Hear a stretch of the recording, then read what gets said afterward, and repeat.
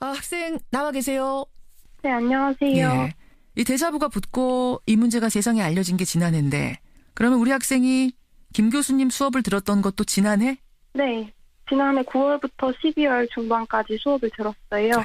근데 도대체 수업 시간에 어떤 일이 있었길래 끔찍한 폭력의 현장에 있었다라고까지 묘사하셨어요? 우선 매 수업마다 교수님이 폭언과 욕설을 학생들에게 했어요. 보니까 수업이 일주일에 한 번씩 있었던 수업인데 매 수업마다? 네, 예를 들면 어떤 식의 폭력이 있었습니까? 우선 출산율에 대해서 되게 중요하게 강조를 하셔서 어허. 30살이 넘은 여자들에게는 싱싱하지 못하다라는 표현을 쓰셨고요. 싱싱하지 못하다 30살이 넘은 여자는? 네, 그러면서 여학생들은 남자 아이를 낳아야 되니까 컴퓨터랑 TV를 보지 말고 집에 있어라. 아들을 낳아야 되니까 TV도 보지 말고 컴퓨터도 보지 말고 그 몸에 해로우니까 집에 가만히 네. 있어라. 네. 예, 또요? 3명 이하의 자녀를 낳으면 예. 한 아이는 교통사고로 죽을 수 있으니까 무조건 많이 낳아야 된다라고 말씀을 하셨어요. 그리고 질문을 하고 질문에 대답하지 못한 학생에게는 모자란 방식 등등의 모욕적인 말들을 하셨어요. 아니, 대학생들을 향해서 질문에 답을 못했다는 이유로 그런 욕설이 나왔어요? 네. 그리고 수업 시간에 일정과 관련해서 질문한 학생에게 빨갱이라고 이렇게 답변을 해주시고 아니, 수업 일정을 물어보는데 왜 거기에 그런 말이 나옵니까? 그런 걸 왜 물어보냐. 왜 빨갱이냐. 그런 어이없는 일도 있고. 체벌도 있었습니까, 혹시? 네. 앞자리에 있는 학생들이나 질문에 대답을 하지 못한 학생들은 죽비로 체벌을 받았어요. 전 들으면서도 귀를 의심하게 되는데 네. 김 교수 측에서는 이렇게 해명을 했더군요. 죽비를 사용한 이유는 내 교육 방식의 일환일 뿐이다. 가볍게 어깨 정도 두드린 것뿐이다 라고 해명을 했던데 어떻습니까? 교수님이 죽비를 사용하기도 하셨는데 죽비가 없을 경우에는 주먹으로 머리를 치기도 하셨거든요. 주먹으로. 그래서 저는 그런 폭력적인 행위들이 결코 이제 수업 방식으로 접근을 해서는 안 된다고 생각을 해요. 이게 그래서 가끔 이루어진 일이에요? 아니면 자주 죽비로 맞은 학생들이 있어요? 매주 수업마다 한 10명 정도의 학생들이 특히 앞자리에 앉은 학생들이 많이 맞았어요. 맞으면서 욕설도 함께? 네, 욕설도 함께 들어왔어요. 아, 그래요. 또 있습니까? 네, 그리고 다른 학생에게 그 옆에 있는 아이를 때리라고 그렇게 말을 했었어요. 예? 때리라고요?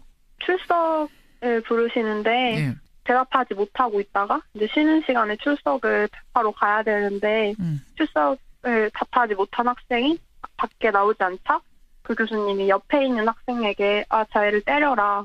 옆에 학생한테 쟤 좀 대신 때려라 네가. 네. 아주 장난스럽게 진짜 때리라는 게 아니라 뭐 장난 농담 이런 수준은 아니었고요.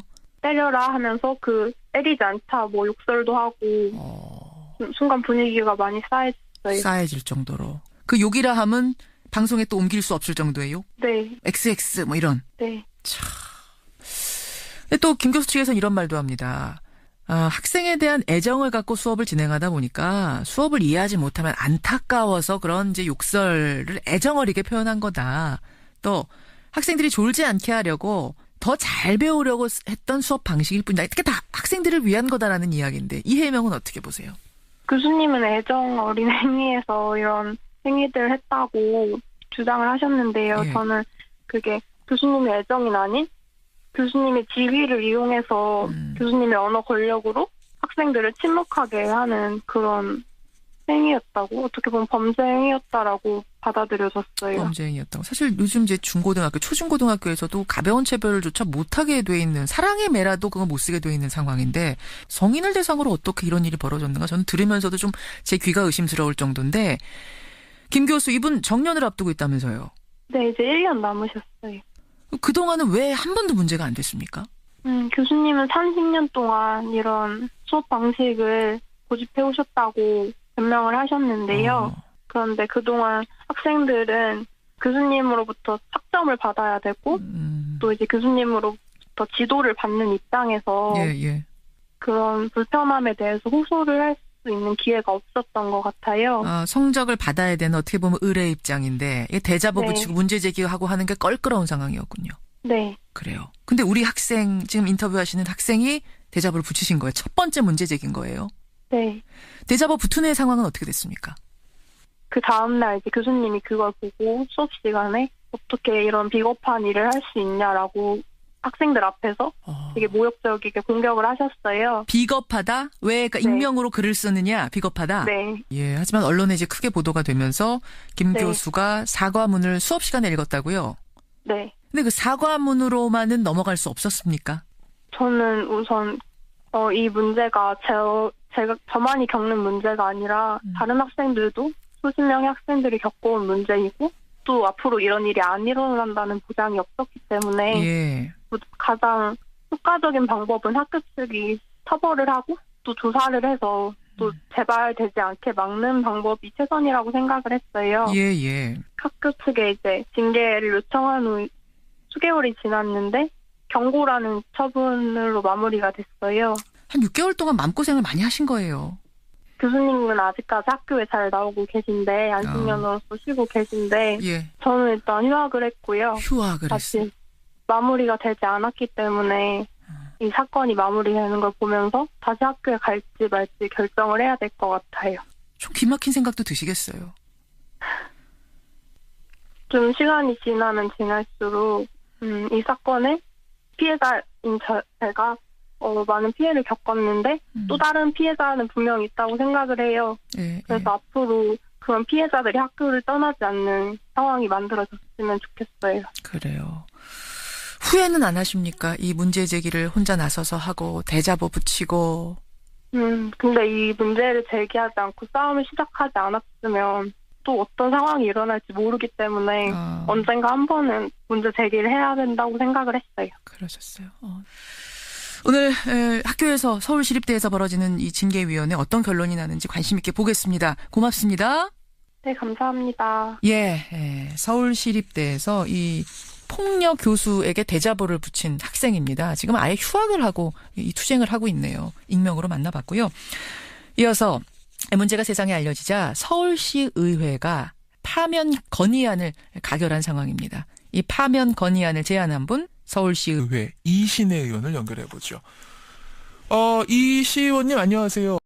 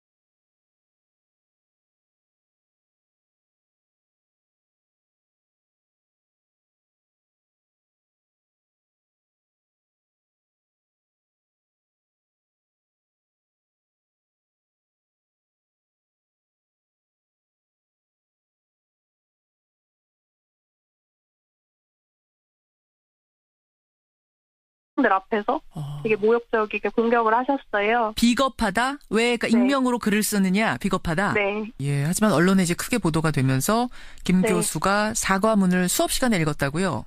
네. 근데 그 사과문으로만은 넘어갈 수 없었습니까?